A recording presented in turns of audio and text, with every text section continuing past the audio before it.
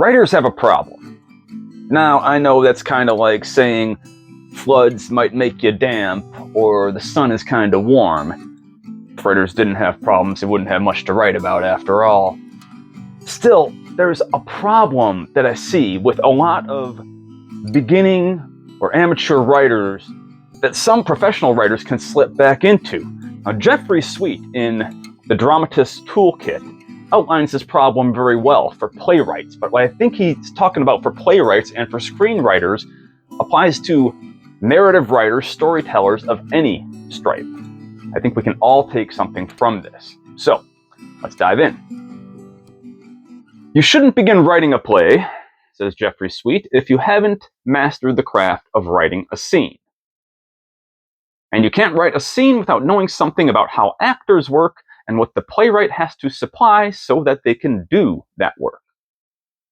Of course, the actor needs to know the fundamental details of the character, like the character's race, gender, sexual preferences, age, all that kind of thing.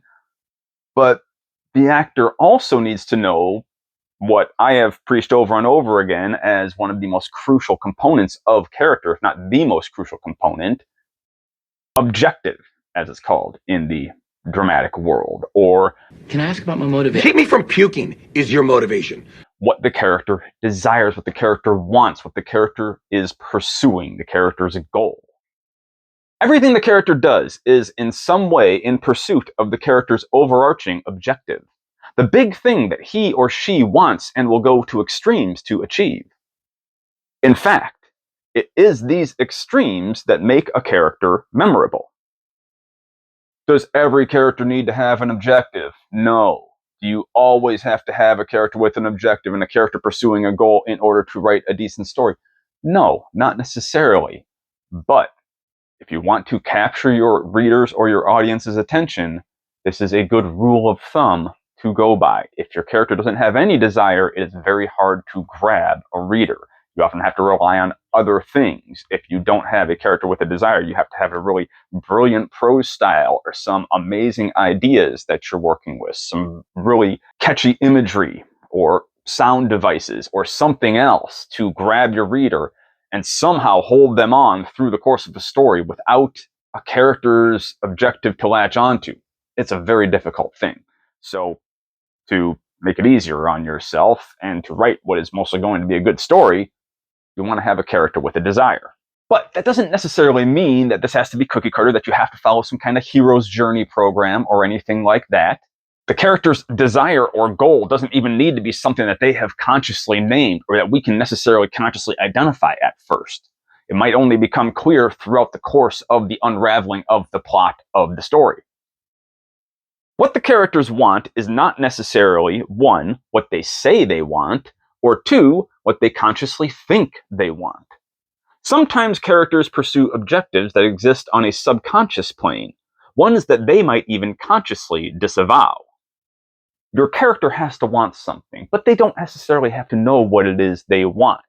Or what they want on the surface may be actually covering up a deeper subconscious need. This is why I like to put it, that need versus want distinction. Characters don't always get what they want, but in some sense, they always get what they need. Now, this is going to lead us to one of the great sins of writing, a problem that we need to all confront and do our best to avoid most of the time in most kinds of writing.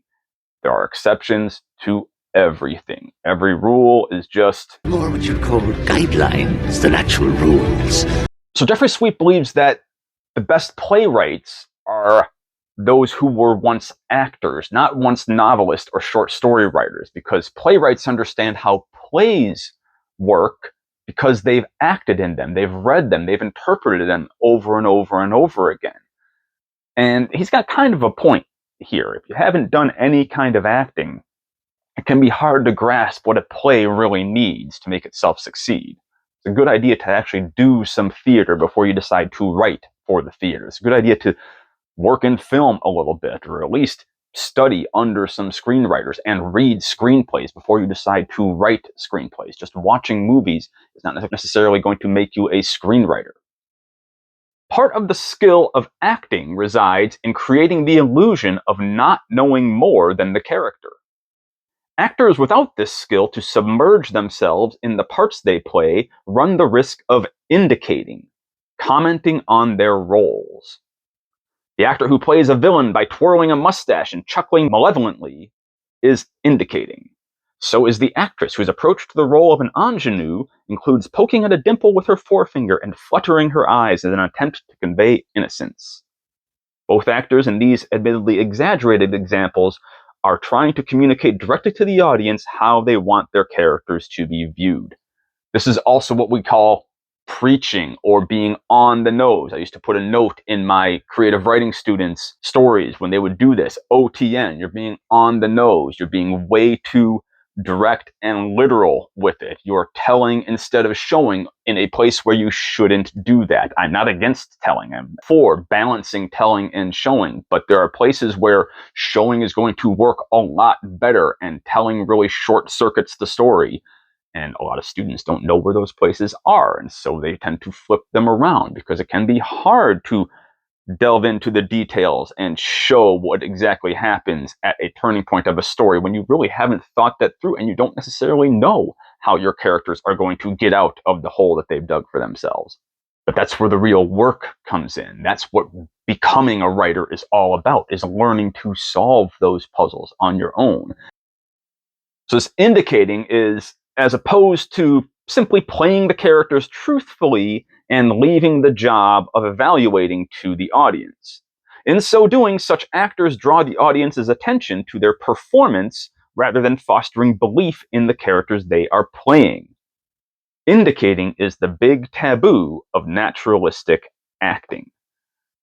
You don't need to show and tell the same things at the same time again and again. That's really what he's getting at here. Sometimes telling is fine. Sometimes showing is absolutely necessary and the right thing to do. Sometimes showing is a little too much and you can sit back on telling. But you don't almost ever need to do both. Nor do you need to show over and over again or tell over and over again if that's not part of some kind of motif or some kind of development of your story that's necessary to it. Sometimes that's just stylistic flair that just covers up flaws that doesn't really cover up. So for Jeffrey Sweet, playwriting is an extension of acting. I believe, too, that faulty technique in playwriting is often a corollary of faulty technique in acting. Actors are not the only ones liable to indicate. Dramatists, too, may succumb to the temptation of commenting on or evaluating their work in their texts. Usually this manifests itself in the script's most ornately written showpiece speeches, the ones in which it is apparent that the writer is particularly impressed by his or her own eloquence, often at the expense of the character's credibility. The passages that writers most admire in their own work are the ones in which they are most likely to have slipped into preaching or not so veiled self-congratulation. In playwriting, of course, this is usually in speeches. In fiction writing, this is oftentimes, if it's not in speeches, in beautiful, ornate, descriptive passages that run on and on to redundancy, describing things that don't need to be described. Overly detailed action shots or introspection that is unnecessary because we've already got the gist of the character's emotional state through the external factors involved. Basically, being too much in love with one's own voice. I get this sin so much. I am way too flowery oftentimes on my first or even my second drafts, and I need to carve back. Once upon a time, I really kind of followed the Ernest Hemingway school, and I kept to simplicity, but even then, I was always too flowery on my initial drafts. Nowadays, I tend to want some more ornate language. I want some more of that description in there, but at the same time, I really have to be careful about not going overboard with it, not providing more than is necessary or sublimating the function to the form. The form's got to follow the function, right? The style needs to serve the story. Our job as writers is to put dramatic action on the stage. then we should get the hell out of the way and trust the members of the audience to discern its significance for themselves. In short, the premises belong on stage. The conclusions belong in the house. What he's saying here from a logician's perspective is don't give them the full argument. Don't give them 2 plus 2 and 4.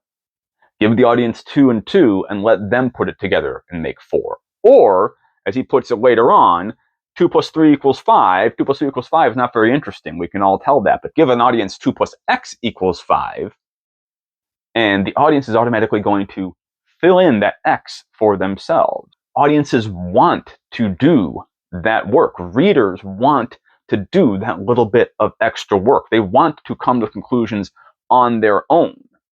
And not all of those conclusions are always going to be the exact conclusions that you might want to guide them to. You have to allow your reader that freedom. This is kind of a sacrifice we make as authors, if we want to be authors and storytellers and not just preachers.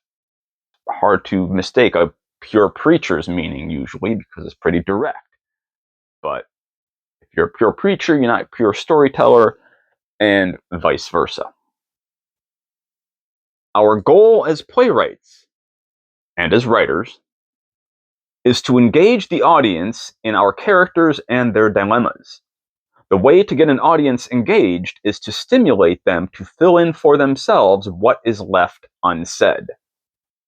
This doesn't mean be opaque. It doesn't mean leave everything up to the audience for interpretation and just give them something that's generally empty and mindless and leave them to fill in the gaps. That's not how you present themes. You can absolutely present your take on a theme or multiple takes on a theme or simply raise the question of a theme for an audience.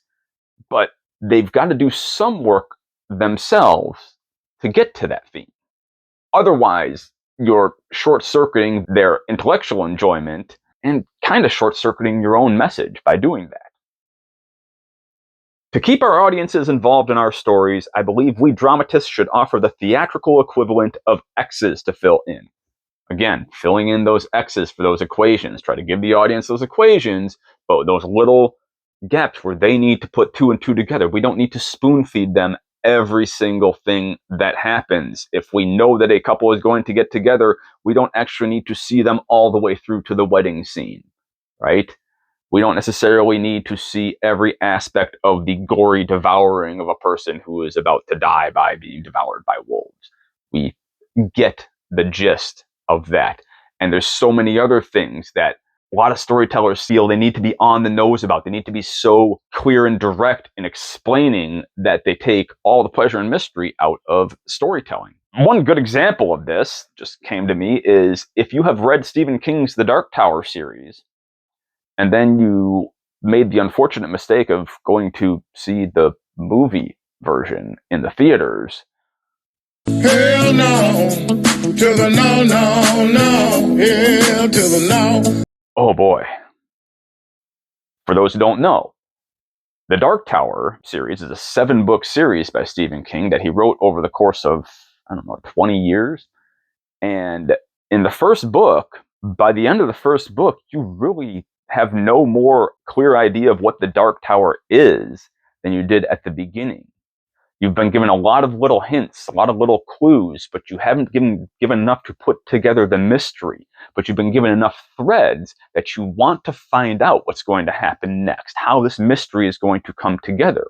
And this series does a pretty good job, at least the first few books do, of starting to weave that web together, that background web where you start to understand the world that you're in and what the Dark Tower could actually be that people are aiming for. In the movie, they tell you in voiceover narration in the first 3 minutes exactly what the Dark Tower is, exactly what the problem is with it, exactly why the man in black needs to get to the Dark Tower, exactly what's standing in his way. Mysteries that took 7 books to develop are all given to us in the first 3 minutes of the film. And that film, well, if you haven't seen it, there's probably a reason that film bombed, because it was awful. And it had everything going for it, except the script, except thinking through the structure of the story. If you show your hand at the beginning, you have blown that hand. You've lost that hand. That's what they did in that story. Indicating, right? They didn't trust their audience to understand what they were going to tell them. So they decided to spoon feed them everything at the beginning. And so they killed their audience's investment. That's what you don't want to do as a writer. So, in order to engage the people in the audience, you present just enough information, premises, for them to figure out for themselves the meaning of what's going on stage, the conclusions. Brilliant! There's not an easy fix for this. It's something that you need to practice looking for over and over and over again. You don't always want to try to identify this in your first draft. You're going to screw up. You're going to be doing this in your first draft. As a matter of fact, sometimes you want to be on the nose in your first draft so that you know what you are trying to say, so that when you go back and rewrite and revise, you can figure out how to creatively and artistically disguise that message to make it part of the overall story, so it doesn't sound like you're preaching, so that you leave it to the audience to come to their own conclusions. That's the way to artistically deliver a theme. Don't indicate, don't talk down to your audience or your reader. Don't tell them what your story is about. Show them your story and let the audience figure out what they need to figure out about it.